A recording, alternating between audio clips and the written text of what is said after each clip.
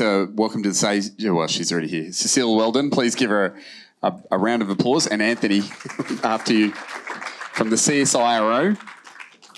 I'll let you introduce the session, Cecille. Okay, I'm aware I'm between you and a party pie, so we'll be very quick. Because I've got such a loud voice anyway. Okay.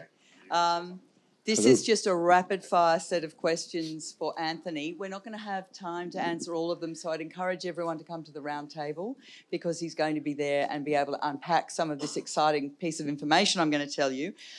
Strangely, Anthony has a background in criminology as well as Sarah Bell, so that sort of freaks me out a little. But he's also, I was very grateful when I had to work directly with him in the CSIRO, got a background in architecture and design. It's not just like a research boffin.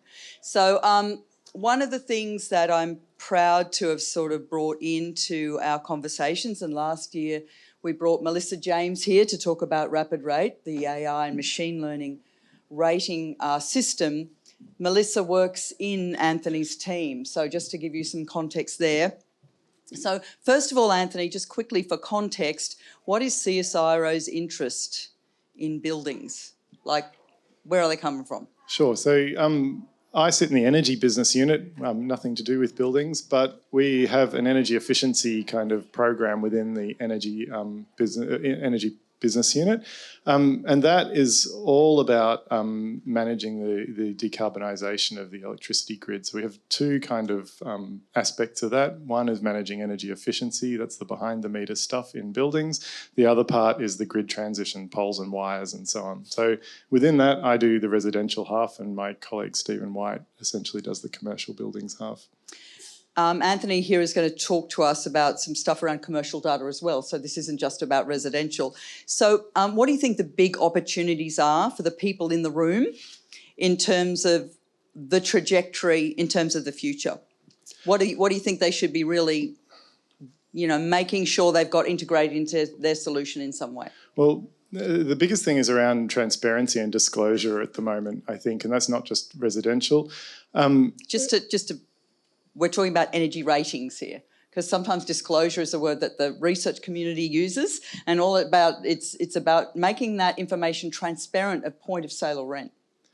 It's more than that too, because I think it's around the banking and finance sector the disclosure of financed emissions. So a lot of the decision making that's being driven at the moment is coming out of the legislated need to disclose financed emissions, and that's across not just residential but small to medium enterprises, big business, buildings.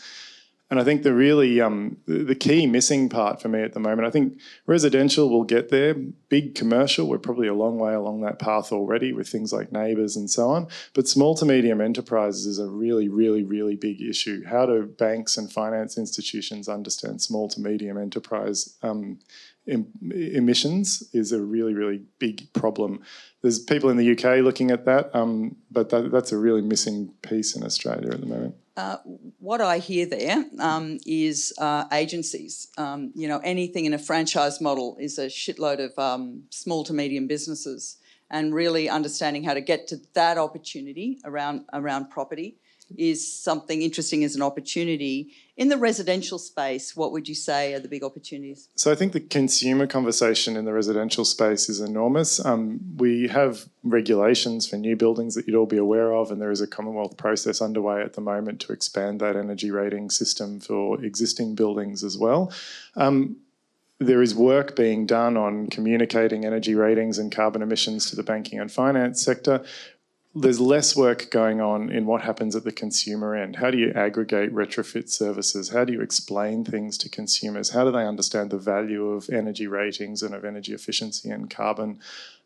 It comes down to resilience and risk as well. How do they understand resilience and risk issues in this space?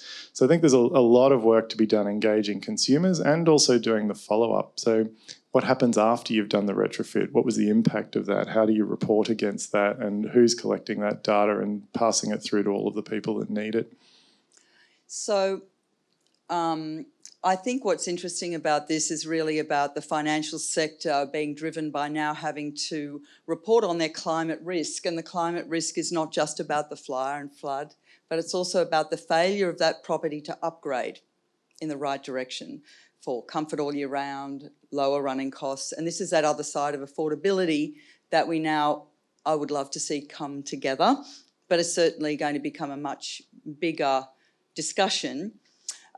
So when it comes to, if you've got the that sort of side of things now coming in around that discussion around affordability, that's also about new commercially exciting data sets that are coming in.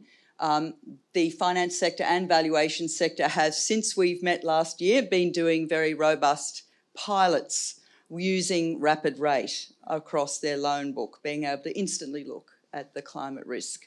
So that's a big shift where the big end of town gets in the conversation. It's not just about that consumer protection side. So what is CSIRO going to do to unravel that treasure chest of data they've been collecting over all the years of compliance and all their touch points, because it's notoriously locked?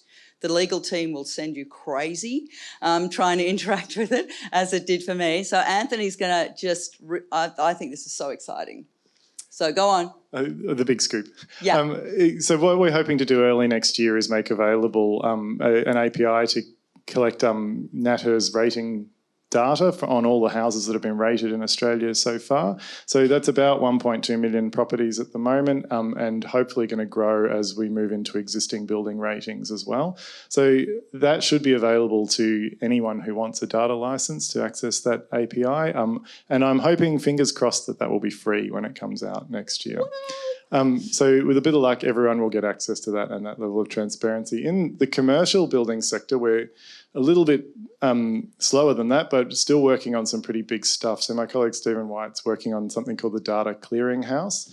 That is a platform which is capable of taking building data, so BMS data, IoT data, third-party data, and aggregating it with a uniform metadata schema and with the FAIR, I'm going to forget what that acronym is, data principles, findable, accessible, interoperable, something else.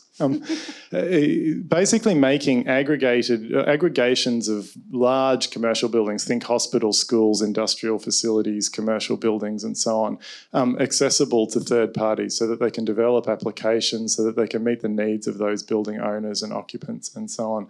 That's already got 200 buildings last time I checked, give or take, and is growing really, really fast. So they've already aggregated about 1% of New South Wales' energy consumption. So that platform is growing really, really fast and is hopefully going to start providing a platform not only for app developers back to the building owners and occupants, but also ways of aggregating demand for the networks. Because one of the big problems we see is as we decarbonise our grid and we decarbonise our buildings, what's the relationship there? Is it acceptable 20 years from now to be aiming for a net zero carbon rating essentially for an individual building?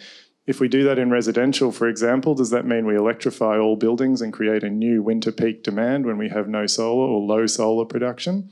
What does it mean for over-generating solar in summer? How are buildings and grids going to interact in a really dynamic way so that the grid is not just there to supply whatever the buildings need, but there is some backwards and forwards in communication between buildings and grids, and that we can adjust loads in buildings to meet the needs of the grid and vice versa. So this data clearinghouse platform is designed to fill that space and give people access to that sort of data in order to aggregate loads and find ways of delivering services to the network as well as to the building owners. So one more question, which is when? When you can get involved in the data clearinghouse now, there's... Not just the data clearinghouse, the NatHERS data. And the NatHERS data will be first half next year. I can't promise you an actual date at this point in time. I have a few last hurdles to overcome, but it's well on the way.